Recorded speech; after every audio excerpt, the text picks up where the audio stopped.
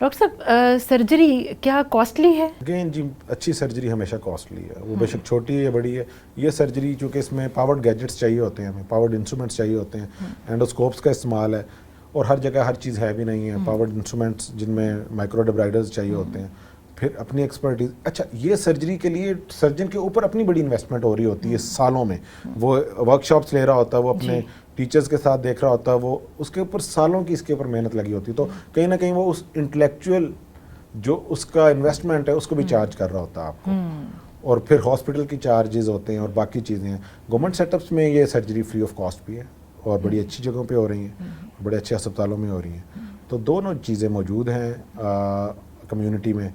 Private مہنگی surgery ہے اور گورنمنٹ میں بالکل فری بھی ہے، اور آؤٹ کم اچھی ہیں اگر اچھا بندہ کر رہا ہے اور اچھی گائیڈ لائنس کے ساتھ کیا جا رہا ہے. اپنی افورڈیبلٹی کے اکارڈنگ ہم اس کو چوز کر سکتے ہیں. ڈاکٹر صاحب پینفل ہے سرجری؟ سرجری جی اے میں کی جاتی ہے، بے ہوشی میں کوئی بھی سرجری ہے. تو اگر سرجری کرتے ہوئے مریض کو درد ہوگی تو یہ تو پھر زیادتی ہوگی اس کے ساتھ. تو سرجن کا یہی کام ہے کہ اس کو وہ پین فری کر کے سرجری کرتا ہے اور اس کے بعد بھی اسے پین فری رکھتا ہے. ٹھیک ہے نا.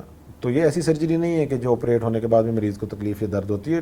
سرجن کے پاس بہت زیادہ روم ہوتا ہے اس کو پین فری کرنے کے لیے، اس کے بعد بے انتہا آپشنز ہوتی ہیں. ڈاکٹر صاحب پوسٹ سرجری بھی پین ہوتی ہے؟ اس کے لیے دوائیاں دی جا رہی ہوتی ہیں، میڈیکیشن چل رہی ہوتی ہے؟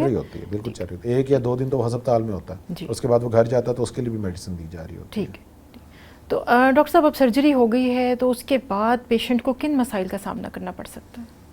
ناک سے خون آ سکتا ہے، ناک بند ہو سکتا ہے، ناک کے اندر سیکریشنز جم جاتی ہیں. ٹھیک ہے نا. اور جو ہے سر میں درد ہو سکتی ہے، بے چینی ہو سکتی ہے، اس ریجن میں ہیوینس ہو سکتا ہے. تو وہ جس کی ناک کے حدود کی سرجری ہوئی ہے وہ 2-3 دن تو مطلب کہ 2-3 ویکس میں ہر 5ویں 6 دن ہمارے پاس آ رہا ہوتا ہے. اچھا یہ بھی کوئی نہیں بتاتا ہے. یہ بھی بڑی ضروری ایک چیز ہے کہ جب ہم نے سرجری کے لیے اسے تیار کرنا ہے، ہم نے اسے بتانا بھی اگلے دن پٹی نکلے گی ناک سے یا دوسرے دن، پھر ہفتے بعد سپلنٹس نکلیں گے، اور 3 ہفتے ہمارے پاس تمہارے چکر لگیں گے، تمہاری نیزل سیکشنز ہوں گی، ناک کو کلیئر کیا جائے گا بار بار بار بار بار بار. اور اچھا ان کی بھی کاسٹ ہے. اب سم ٹائم سرجن اس کو پہلے ہی پیکج میں ڈال رہا ہوتا ہے اور سم ٹائم وہ علیحدہ سے چارج کروا رہا ہوتا ہے. اب یہ ساری ڈسکشنز وہی بات ہے پہلے ہو جانی چاہیے. اور یہ جو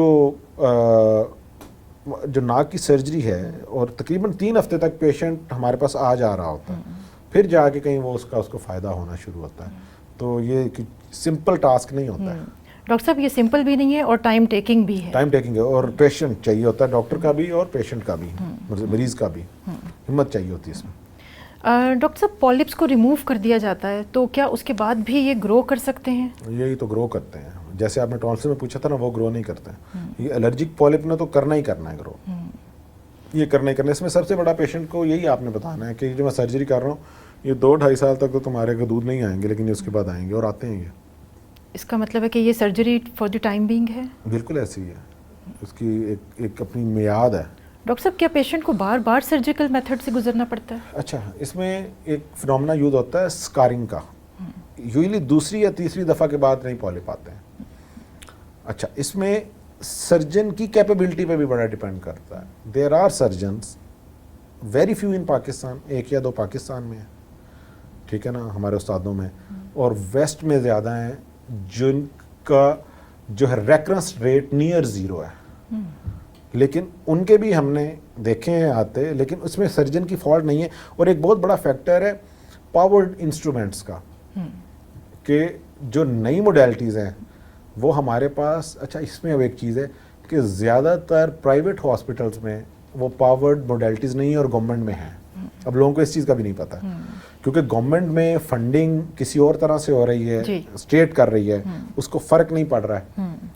اور پرائیویٹ انسٹیٹیوٹس میں جو فنڈنگ ہے وہ ایک سیٹ کر رہا ہے، اس کی جیب سے نکل رہی ہے، اور اس کے ذہن میں اس کا ROI بھی ہے، ریٹرن آن انویسٹمنٹ بھی ہے، اور وہ سوچ رہا ہے میں نے یہ پورے کیسے کرنے ہیں. تو دونوں چیزوں میں فرق ہے. اور جو نیا اکوپمنٹ ہے وہ بہت مہنگا ہے، ٹھیک ہے نا. تو وہ یہ دیکھتا ہے کہ یار اگر تو مہینے میں 2 غدودوں کے آپریٹ ہونے ہیں تو وہ خریدتا ہی نہیں ہے. وہ ایسی چیز پہ انویسٹ کرنا چاہتا ہے جو دن میں 10 دفعہ ہو رہی ہے، CT ہے، MRI ہے، جس میں اس کو پیسے بنے. تو جو بزنس مین ہے وہ اور طرح سوچ رہا ہے. یہی مسئلہ نا کہ جو ہیلتھ کیئر ہے وہ بڑی چاہتے نہ چاہتے ہوئے لنکڈ ہے سرمایہ کے ساتھ، تو وہاں پہ مسائل ہیں. اب یہ چیز گورنمنٹ سیکٹر میں بہت اچھی ہے, بڑے اچھے اچھے سیٹ اپس میں بڑے اچھے اچھے اکوپمنٹ ہے, اور پیشنٹ جاتا ہے کرواتا ہے اور اس کو ٹھیک رہتا ہے. یہ چیز درست ہے.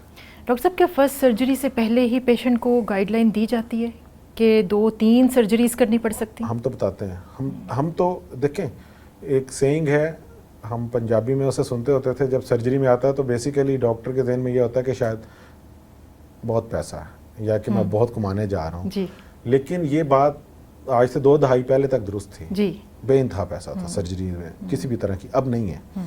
تو ہم اپنے سینئر سے سنتے ہوتے تھے جب ہم ٹریننگ میں تھے کہ سرجری آ جائے تے چنگا تے جے نہ آئے اس تو بھی چنگا. اب یہ بات بڑی گہری ہے اور ہمیں تب سمجھ آ گئی, اور ہم نے ان سے پوچھا, وہ کہتے ہیں یار اگر آپ سے آپریٹ پرائیویٹلی کروانے آ جاتا ہے نا تو تمہارے پیسے بن گئے, اور اگر وہ آ کے دوڑ جاتا ہے تو اور اللہ کا شکر ادا کرو.